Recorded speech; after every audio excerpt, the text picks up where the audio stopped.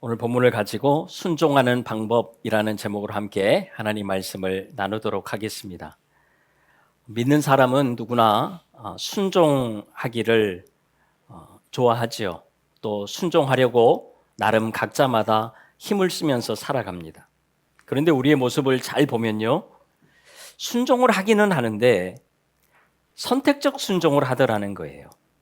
내가 원하는 것, 내가 할 수 있는 것, 또 행하기에 크게 부담이 되지 않고 적당하고 합당한 것, 이런 말씀에는 우리가 순종을 잘하지요. 하지만 내가 원하지 않는 것, 지키기에 좀 불편하고 어려운 것은 우리가 잘 순종하지 않으려고 해요. 건너뛰려고 합니다. 이웃을 사랑하라고 하면, 그래, 우리가 이웃을 사랑해야지. 믿는 사람이 사랑하지 않으면 누가 사랑하나? 그래서 우리가 사랑할 이웃을 찾기도 하고 또 실제로 사랑을 베풀면서 살아갑니다. 그런데 원수를 사랑하라고 하면 어떻지요? 내가 아직은 원수까지는 사랑하기는 어렵다. 원수를 사랑한다는 것은 내가 할 수 있는 것이 아니라 성령님이 도와주셔야 할 수 있는 거야. 그러면서 우리는 내가 살짝 순종의 자리에서 피하는 경향이 있습니다. 물론 맞는 말이지요. 그런데 여러분, 우리의 내면을 한번 잘 들여다보면요, 우리가 선택적 순종을 자꾸 하려고 하더라는 거예요. 오늘 우리만 그러는 게 아닙니다. 예수님 당시에 종교 지도자들, 서기관 바리새인들도 선택적인 순종을 했습니다.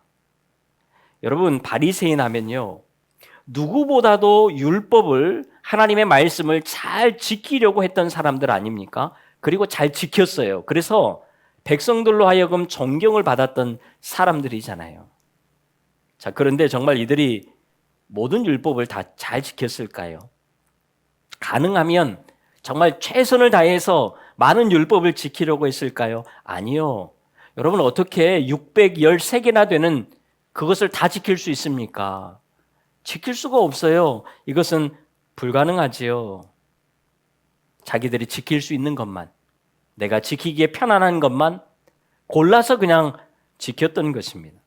여러분, 누가복음 18장에 보면 바리새인과 세리의 기도 비유가 나옵니다. 바리새인이 이런 기도를 해요. 하나님, 저는 토색, 불의, 간음하지 않았습니다. 저는 11조도 드렸고요. 저는 일주일에 2번씩 금식했습니다. 이렇게 기도를 해요. 여러분, 그 내용을 잘 보면 마치 모든 율법을 잘 지키는 것처럼 보이지만 사실 그렇지 않아요. 자기가 지키고 있는 것만, 자기가 이야기할 때에 괜찮은 것만 지금 골라서 이야기를 하고 있는 거예요. 그러면서 자기는 율법을 다 지킨다고 스스로 착각하는 거예요. 여러분, 누가복음 18장을 이어서 보면요, 어떤 큰 부자가 예수님을 찾아옵니다. 선생님, 어떻게 하면 영생을 얻을 수 있습니까? 라고 이야기를 하자 예수님께서 몇 가지의 계명들을 이야기하십니다. 그때에 이 사람이 이야기해요. 너무 자신 있게 이야기합니다. 누가복음 18장 21절에 보면 여짜오되 이것은 내가 어려서부터 다 지키었나이다. 자기는 이 모든 것들을 다 지켰다는 거예요.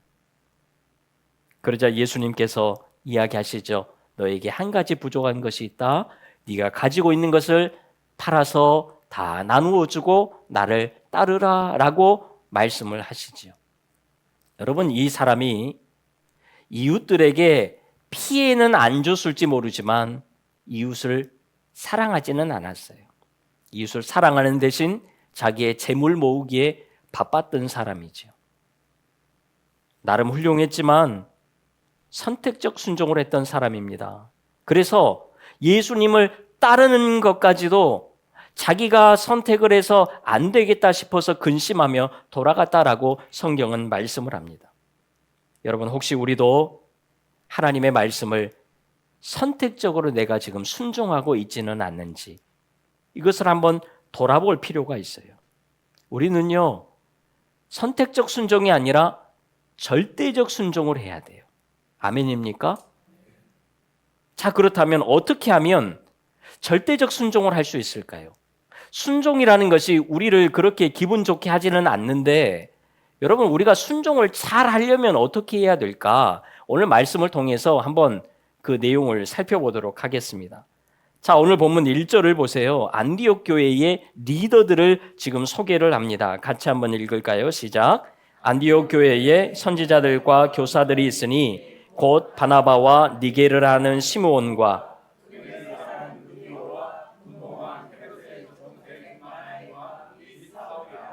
아멘. 여러분, 여기에서 우리가 잘 아는 사람들이 있지요. 바나바와 사울입니다. 그리고 나머지는 우리가 잘 모르는 사람들이에요. 그런데 여러분, 오늘 보면 2절에 보면 바나바와 사울을 따로 세우라고 이야기를 하고 있죠. 그리고 바나바와 사울을 선교사로 지금 보내겠다는 거예요. 그것이 오늘 본문 우리가 읽었던 앞부분의 내용입니다. 여러분, 지금 이 상황이 이해가 되십니까? 지금 한창 안디옥 교회가 성장선을 타고 있습니다. 분위기가 너무 좋아요. 이 분위기를 끊으면 안 될 것 같습니다. 그리고 바나바와 사울이 1년 동안 안디옥 교회에서 가르치는 사역을 통해서 큰 부흥을 이루어냈잖아요. 부흥 성장하는 데 있어서 반드시 필요한 사람들입니다. 그런데 이 핵심 멤버인 두 사람을 다 빼버리면 어떻게 합니까? 5명 중에서 2명이 핵심적인 인물이잖아요. 그런데 이 두 사람을 지금 빼내는 거예요. 둘 중에 한 사람은 남겨두시든지 아니면 우리가 잘 모르는 이 셋 중에 몇 명을 선교사로 보내시든지 그러면 얼마나 좋습니까? 아무리 선교도 중요하지만 기존 교회를 잘 세워가는 것도 중요한 것 아닙니까? 지금 이 상황이 납득이 잘 되지를 않아요. 여러분, 지금 이 가운데에 우리 성도님들 중에 지금 핵심 멤버들만 여기 다 앉아 계세요. 전체가 핵심 멤버들이에요. 이 중에서 5명을 다른 교회로 보낸다고 하면 여러분, 우리가 어떤 마음이 들겠어요? 하나님 아직은 아닌 것 같아요. 조금 더 우리가 성장해야 되는 것 아닙니까? 다른 교회를 세우는 것도 중요한데 우리 교회도 중요하잖아요. 여러분, 이런 마음이 솔직하게 들지 않겠습니까? 그런데 안디옥 교회가 어떻게 하지요? 바나바와 사울을 축복하고 그냥 보내요. 어떻게 이렇게 할 수 있었을까요? 이제는 바나바와 사울이 안디옥 교회에 크게 필요가 없어서였을까요? 아니면 이 두 사람 빠져도 우리들이 얼마든지 잘할 수 있어 자신만만했기 때문에 그렇겠습니까? 그렇지 않아요. 솔직히 자기들도 아쉽지요. 교회를 생각하면 보내기가 싫습니다. 우리 같으면 그렇게 기도할 거 아니에요. 하나님, 지금은 아니에요. 조금만 더 기다려주세요. 다른 방법도 한번 생각해 주세요. 우리 교회도 좀 생각해 주세요. 이렇게 기도할 것 같아요. 그런데 이들은 그냥 보냅니다. 결코 쉽지 않은 순종인데 이들은 순종하고 있다는 거예요. 왜지요? 이유는 하나입니다. 성령님께서 말씀하셨기 때문에.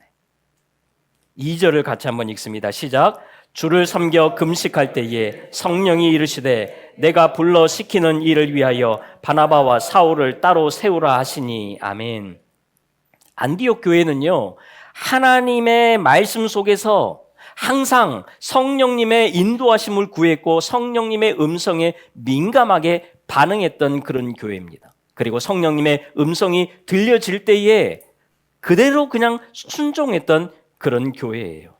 여러분, 오늘 우리 교회도 이런 교회가 될 수 있기를 간절히 소망합니다. 그래서 안디옥 교회는요, 자기들도 삶이 어려운데 예루살렘 교회를 도와달라고 성령님이 말씀하시니까 열심을 다해서 예루살렘 교회를 섬기잖아요. 분명히 자기 교회에도 바나바와 사울이 절대적으로 필요한데 성령님이 보내라고 하시니까 그냥 축복하면서 보내잖아요. 하나님의 말씀이라면, 성령님의 지시라면 내 생각에 맞지 않고 내 상황에 맞지 않아도 그냥 따라야지, 그러면서 순종했던 것입니다. 여러분, 오늘 우리에게도 이런 모습이 회복될 수 있기를 바라요. 하나님께서 말씀하시면 하나님의 말씀이니까 그냥 하는 거예요. 하나님 이거 맞습니까? 아직은 아니지 않습니까? 그러지 말고 성령님의 음성이 들려지면 그냥 순종하는 거예요. 성령님께서 감동 주시면 그냥 하는 것입니다. 여러분, 우리가 너무 심각하게 생각하면서 살면 안 돼요. 하나님의 말씀이 들려지잖아요. 성령님이 우리에게 감동을 주시잖아요. 그때 우리는 그냥 즉각적으로 순종할 수 있어야 돼요. 여러분, 여기에서 한 번 더 생각을 하게 되잖아요. 그러면 잘 순종하기 어렵더라고요. 바로 주셨을 때에 순종을 하기는 쉬운데 한 번 더 생각을 하게 되면 누구든지 순종을 못하게 되어 있습니다. 여러분, 오늘부터 하나님의 말씀이 그렇다고 하면 순종하자. 이런 마음으로 살아가는 우리 모두가 다 될 수 있기를 바랍니다. 우리의 삶의 기준이 하나님의 말씀이 되기를 바라요. 우리의 삶의 기준이 하나님의 말씀이 되면 우리는 그냥 그 기준 따라서 살아가면 되는 거예요. 그러면 간단한 겁니다. 우리 한번 따라서 해볼까요? 나의 삶의 기준은 하나님의 말씀입니다. 아멘입니까? 우리 삶의 기준은 하나님의 말씀이에요. 우리의 생각도 아니에요. 목회자의 말도 아닙니다. 우리의 경험도 아니에요. 하나님의 말씀이 우리의 삶의 기준이 되면 여러분, 우리는 순종하기가 훨씬 쉬워져요. 기준이 너무 다양하기 때문에 여러 가지 기준을 삼고 있기 때문에 우리가 순종하기가 어려운 거죠. 하나님의 말씀이 우리의 유일한 기준이 된다면 여러분, 어쩌면 우리의 순종은 굉장히 쉬워질 수 있다라는 거예요. 자, 바나바와 사울도 마찬가지였습니다. 성령님의 말씀이 그러니까 성령님이 보내시니까 그냥 곧바로 순종하면서 전도 여행을 가버려요. 전도 여행을 우리가 이미 신약의 파노라마에서 한번 다 배웠습니다. 1차 전도 여행 몇 년? 2년 바로 나오죠. 잘 몰랐는데 그냥 내 입이 기억을 하죠. 1차 전도 여행 2년 맞습니다. 어디 지역으로 갔냐면 소아시아 중에서 갈라디아 지역이라는 곳으로 가서 1차 전도 여행을 하게 됩니다. 그곳에 가기 전에 구브로라는 섬에 잠깐 들리게 되는데 그것이 바로 오늘 우리가 읽었던 본문의 내용이에요. 그리고 여러분, 오늘 본문 9절을 보면요, 바울이라고 하는 사울이 그러면서 이후부터는 바울이라는 이름을 사용하게 돼요. 여러분, 보통 성경에서 이름이 바뀌어질 때는 하나님께서 새롭게 이름을 부여해 주시는 경우가 많습니다. 이제후로는 내 이름을 아브라함이라 하지 아니하고 아브라함이라 하리라, 이렇게 말씀을 해 주세요. 내 이름을 다시는 야곱이라 부를 것이 아니요 이스라엘이라 부를 것이다 라고 하나님이 말씀을 해 주시면서 새로운 이름을 주십니다. 자, 그런데 오늘 본문에서 사울은 그렇게 하지 않아요. 하나님이 사울아, 이제까지 너가 사울이라고 불렸지만 앞으로는 바울이라 부를 것이다, 이렇게 하시지 않습니다. 여러분, 사울이라는 이름은 히브리식 이름이에요. 유대인들을 대상으로 할 때는 그 이름이 맞아요. 그런데 이방인들을 대상으로 할 때는 바울은 로마식 이름, 헬라식 이름이에요. 그러니까 지금 이방인의 사도로 부름받은 바울이라는 이름이 훨씬 더 맞는 거죠. 이방인들이 부르기 편한 이름으로 지금 스스로 바꾼 거예요. 그러면서 드디어 바울의 1차 전도 여행이 시작이 되는 것을 볼 수가 있죠. 자, 그런데 여러분, 우리가 전도를 하거나 선교지를 나가게 되면 반드시 경험하는 것이 있어요. 하나님의 인도하심 따라서 일이 순순히 잘 진행이 됩니다. 그런데 갑자기 변수가 발생을 해요. 어려운 상황이 우리의 삶에 반드시 나타나게 됩니다. 항상 그렇습니다.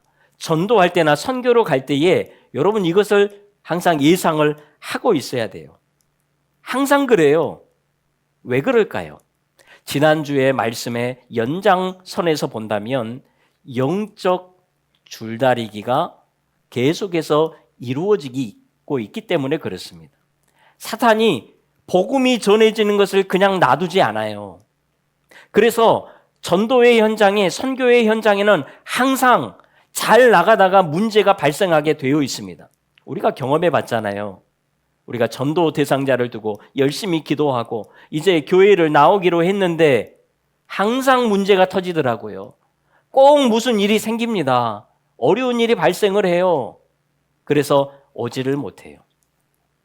여러분, 우리가 하나님의 말씀대로 내가 한번 살아보려고 힘을 쓰는 순간 어떻게 됩니까? 사단이 반대쪽에서 줄을 당기는 거예요. 그래서 내 마음을 확 뒤집어 놓는 화상들이 한 명씩 꼭 나오잖아요.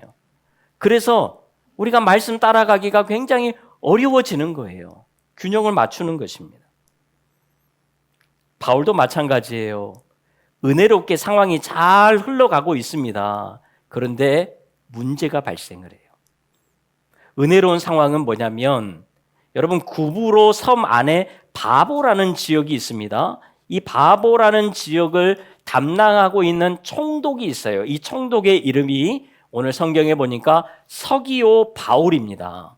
이 서기오 바울이라는 사람은 굉장히 지혜로운 사람이에요. 자기도 지혜를 좋아하고 지혜 있는 사람들을 좋아했습니다. 그런데 당시에 지혜롭다고 동네에 소문난 바나바와 사울이 자기 지역에 왔다는 소식을 듣고 너무 만나고 싶은 거예요. 그래서 초청을 하게 됩니다. 여러분, 지금 전도 대상자가 스스로 복음을 듣겠다고 자처하면서 초대를 하고 있어요. 얼마나 감사한 일입니까? 이보다 더 좋을 수는 없지요. 여기까지는 지금 분위기가 상당히 좋아요. 성령님의 인도하심이 팍팍 느껴집니다. 그런데 문제가 하나 발생을 해요. 총독 서기오 바울 옆에 누가 있었냐면 바예수라는 사람이 있습니다. 예수님의 아들이라는 이름을 가지고 있어요. 그렇다고 믿는 사람은 아닙니다. 바예수라는 사람이 있는데 이 사람이 총독이 복음을 듣지 못하도록 방해를 하는 것입니다.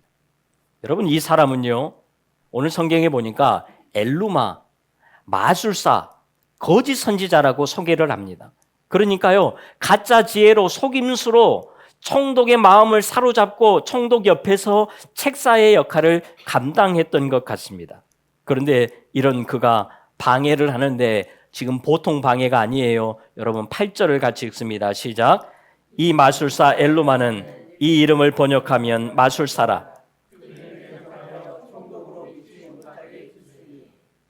정말 온 힘을 다해서 자기가 할 수 있는 건 모든 것을 동원해서 총독이 복음을 듣지 못하도록 방해를 하고 있습니다.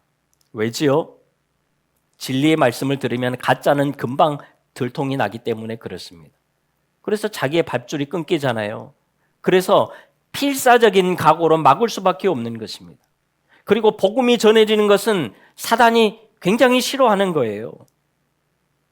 자, 그렇다면 이런 상황에서 바나바와 바울이 어떻게 하면 될까요? 총독만 조용히 다른 곳으로 데리고 가서 복음을 전해도 되잖아요. 여러분, 우리가 복음 전도 훈련을 하게 되면 신경 쓰는 것 중에 하나가 복음을 외우는 것도 있지만 복음을 듣는 환경을 너무 중요하게 생각을 합니다. 왜냐하면 전화가 자꾸 울린다든지 사람이 왔다 갔다 한다든지 아이가 같이 있다든지 이렇게 하면 복음에 집중하기가 어려워요. 그래서 이 모든 상황들을 다 제거해 가면서 복음을 전합니다. 자, 그러니까요, 지금 방해하는 사람이 있으니까 따로 조용히 방으로 데리고 들어가도 괜찮은 상황이에요. 또 다른 방법이 있습니다. 총독의 권한을 사용해서 총독이 이 엘루마라는 사람을 밖으로 나가게 하면 돼요. 여러 가지 조치를 취할 수 있습니다. 그런데 바울이 어떻게 합니까? 오늘 보면 10절 같이 읽습니다. 시작. 이르되 모든 거짓과 악행이 가득한 자여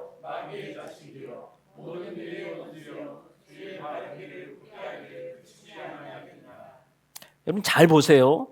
바울이 지금 복음 전하는 것을 방해한다고 이 엘루마라는 사람을 혼내는 것처럼 그리고 마치 쫓아내는 것처럼 보여지지만 말씀 잘 보세요. 그렇지 않아요. 어떤 말씀입니까? 그가 죄에서 돌이키고 죄를 그치기를 요청하고 있는 거예요. 너 그렇게 그쳐주면 좋겠다. 돌아오기를 소망하는 거예요. 여러분 지금 이 상황에서 마술사 하나는 그냥 좀 무시해도 되는 것 아닙니까? 진짜 복음을 들으려고 하는 핵심 인물, 메인 총독이 있잖아요. 그런데 바울은 지금 왜 여기에 이렇게 많은 에너지를 쓰고 있는 것일까요? 오늘 본문도 왜 상당한 지문을 할애하고 있는 것일까요? 여러분 9절을 보십시오. 바울이라고 하는 사울이 성령이 충만하여 그를 주목하고 성령님께서 마술사 엘루마에게 집중하라고 하시는 거예요. 바울에게 지금 집중하게 만드시는 거예요. 그러면서 바울은 이 사람을 바라보면서 잃은 양 한 마리도 잃지 않고 싶어 하시는 목자의 마음, 하나님의 마음을 다시 한번 깨닫게 됩니다. 여러분 이 마술사 엘루마는요 6절에 보면 바예수라 하는 유대인 거짓 선지자인 마술사라고 소개를 합니다. 이 사람은 유대인이었어요. 다시 말해서 하나님의 백성이었다는 것입니다. 그런데 거짓 선지자이고 마술사였어요. 여러분 유대인이 하나님의 백성이 거짓 선지자가 되고 마술사가 되잖아요. 그러면 율법에 의하면 돌에 맞아 죽어야 되는 그런 사람이에요. 그런데 이 한 영혼을 귀하게 보시는 하나님의 마음을 깨달은 바울은요, 이 한 영혼마저도 귀하게 보이는 거예요. 포기할 수 없는 거예요. 그리고 여러분 오늘 보면 11절에 보면 10년 전에 자신의 모습과 너무 오버랩이 되는 거죠. 엘루마도 얼마 동안 맹인으로 지내는 것을 보게 됩니다. 바울도 10년 전에 예수님을 만날 때에 3일 동안 맹인이 되었잖아요. 바울이 이것을 보고 무슨 생각을 했겠습니까? 그래, 나 같은 사람도 구원받고 사도가 되었는데 저 사람 정도면 당연히 구원받을 수 있지. 여러분 이런 생각을 하지 않았겠어요? 포기하지 않는 거예요. 끝까지 붙들고 가고 있는 겁니다. 그리고 총독마저도 복음을 전하고 믿게 만드는 것을 우리가 볼 수가 있죠. 바울은 전도 여행을 시작하면서 한 영혼을 끝까지 포기하지 않고 끝까지 붙들고 가시는 그 하나님의 마음을 다시 한번 알게 됩니다. 전도에 있어서 정말 중요한 거죠. 어쩌면 가장 중요한 것 아닙니까? 전도뿐만 아니라 여러분 교회의 사명에서도 가장 중요한 거 아니에요? 한 영혼의 귀중함을 알아야죠. 천하보다 귀한 그 한 영혼. 거기에 대한 마음이 없으면요. 여러분 전도는 안 되는 것이고 선교도 안 되는 것이고 교회도 세워질 수가 없는 거죠. 그래서 바울은 이방인의 사도라고 하지만 사실 이방인에게만 복음을 전하지 않았습니다. 바울은 원칙을 가지고 있었어요. 항상 유대인이 먼저다. 그래서 바울이 자주 이야기하는 게 있죠. 먼저는 유대인에게요. 그 다음은 헬라인에게라. 이 말을 계속해서 사용합니다. 오늘 본문 5절에도 보세요. 살라미에 이르러 하나님의 말씀을 유대인의 여러 회당에서 전할세 유대인의 회당을 다니면서 복음을 전했어요. 유대인들은 복음을 싫어하거든요. 그래서 회당에서 복음을 전하는 바울을 계속해서 미워하고 박해했던 거예요. 여러분 그냥 이방인에게 조용히 가서 복음 전하면 바울도 그렇게 미움받을 일 없어요. 그렇게까지 죽이자고 덤벼들 사람이 없습니다. 그런데 항상 유대인의 회당에 가서 복음을 전하고 유대인들에게도 복음을 계속해서 전했기 때문에 정말 살해의 위협을 받으면서까지 계속해서 전도 여행했던 것을 우리가 볼 수 있습니다. 끝까지 유대인을 붙들어요. 왜요? 하나님의 마음을 알았기 때문에. 하나님의 백성들, 그 한 영혼에 대한 하나님의 마음을 알았기 때문에 자기는 비록 힘들고 고통스럽고 핍박을 받지만 그것을 순종하면서 갈 수밖에 없었던 거예요. 여러분, 우리가 하나님 말씀에 순종을 잘 하려면 어떤 지침이나 행동이 아니라 하나님의 마음을 알아야 돼요. 여러분, 자녀들에게 정신 차리고 공부하라고 말하면 말을 듣습니까? 안 듣습니까? 안 듣죠. 안 들려요. 백날 말해도 듣지 않습니다. 순종하기가 어렵습니다. 그런데 언제 말을 들을까요? 부모님이 나에게 하는 그 말이 정말 자기를 위하는 말이고 그것이 진심이고 그 부모의 마음을 알 때에 그때에는 순종을 하게 되더라는 거예요. 그렇습니다. 하나님의 마음을 알면 순종하기가 훨씬 쉬워집니다. 우리가 하나님의 마음을 모른 채 말씀만 그냥 지키려고 하다 보니까 이 말씀을 따라가는 게 너무 어려운 거예요. 그런데 하나님의 마음이 알아지면 우리는 순종하기가 훨씬 쉬워진다라는 거예요. 그래서 우리가 하나님의 말씀을 볼 때에 우리가 지식을 얻고 또 말씀을 잘 정리하는 것도 중요하지만 무엇보다도 중요한 것은 하나님의 마음을 보셔야 돼요. 말씀을 볼 때마다 하나님의 마음을 거기에서 우리가 찾아내야 한다라는 거예요. 이것이 너무 중요해요. 그래야 순종하기가 쉬워지는 겁니다. 여러분, 하나님의 마음을 알아가기 위해서 힘쓰며 살아가는 우리 모두가 다 될 수 있기를 바랍니다. 그러면 우리도 순종하기가 굉장히 쉬워질 거예요. 여러분, 순종에는 세 가지의 동기가 있다고 그래요. 먼저는 두려울 때 순종하게 되지요. 무섭게 하면 따라오게 되어 있습니다. 아이들도 매를 들면 일단 순종하게 되잖아요. 둘째로는 필요할 때 순종합니다. 내가 뭔가를 얻어야 할 때에 또 나에게 유익이 있으면 우리는 억지로라도 따라가게 되어 있어요. 셋째로는 사랑할 때 순종하게 되는 거예요. 이것이 진짜 순종이죠. 요한일서 2장 5절 우리 같이 한번 읽겠습니다. 시작. 누구든지 그의 말씀을 지키는 자는 하나님의 사랑이 참으로 그 속에서 온전하게 되었나니. 아멘. 하나님을 사랑하면 하나님의 말씀을 지키는 것이 어렵지 않다라는 거예요. 그냥 지키려고 하니까 어려운 거예요. 여러분, 하나님을 두려워하면서 순종하면 안 돼요. 내가 이렇게 안 하면 하나님이 벌 주실 것 같으니까 순종하는 것, 그렇게 하시면 안 됩니다. 내가 하나님께 뭔가를 얻어야 되기 때문에, 내가 뭔가 받아야 되는 것이 있기 때문에, 응답이 필요하기 때문에 순종하는 것도 안 됩니다. 우리는 하나님을 사랑해서 순종해야 돼요. 하나님을 사랑하면서 순종하는 것. 여러분, 우리가 하나님을 사랑할 때 내가 진짜 하나님을 사랑하고 있는데 하나님의 말씀이 들리잖아요. 그러면 우리는 그 말씀대로 막 살고 싶어져요. 내가 하나님을 사랑할 때에 그때에 하나님의 말씀이 들려진다면 우리는 그 말씀에서 하나님의 마음을 더욱 잘 알게 돼요.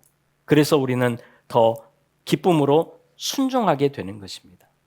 여러분, 이런 방식으로 이제는 우리도 선택적 순종이 아니라 절대적 순종으로 나아갈 수 있는 우리 모두가 다 될 수 있기를 주님의 이름으로 축원합니다. 여러분, 우리가 이렇게 순종하면 어떻게 될까요? 죄송하지만 복 받는 것은 아니에요. 우리가 이렇게 순종했을 때에 물론 주시는 복은 있죠. 그런데 우리가 생각하는 그런 세상적인 복이 아니에요. 여러분, 우리가 이렇게 말씀에 순종할 때에 우리는 약속의 성취를 경험하게 될 거예요. 말씀을 따라가다 보면 이 말씀대로 했을 때에 우리에게 주시고자 하셨던 그 약속의 말씀이 이루어지는 것을 우리가 삶의 현장에서 보게 된다는 거지요. 그리고 하나님의 마음을 아니까 하나님의 뜻에 우리는 조금 더 가까운 삶을 살아갈 수 있게 되는 거예요. 여러분, 우리가 하나님 말씀에 우리의 운명을 건다면 하나님께서 우리의 운명을 책임지지 않겠습니까? 여러분, 여기에서 나오는 복이 진짜 복이지요. 여러분, 순종의 삶으로, 순종의 이런 아름다운 영적 열매를 맺고 살아갈 수 있는 우리 모두가 다 될 수 있기를 주님의 이름으로 축원합니다. 기도하겠습니다. 하나님, 우리가 정말 하나님 말씀에 순종하기를 원하는데 정말 우리가 주님을 더욱 사랑함으로 순종하고 싶습니다. 하나님의 마음을 알고 순종하고 싶습니다. 하나님의 말씀을 기준으로 삼고 그냥 순종하고 싶습니다. 우리를 도와주셔서 우리가 순종의 삶을 살게 하시고 순종의 열매를 맺고 살아갈 수 있는 우리 모두가 되게 하여 주시옵소서. 예수님의 이름으로 기도하옵나이다. 아멘.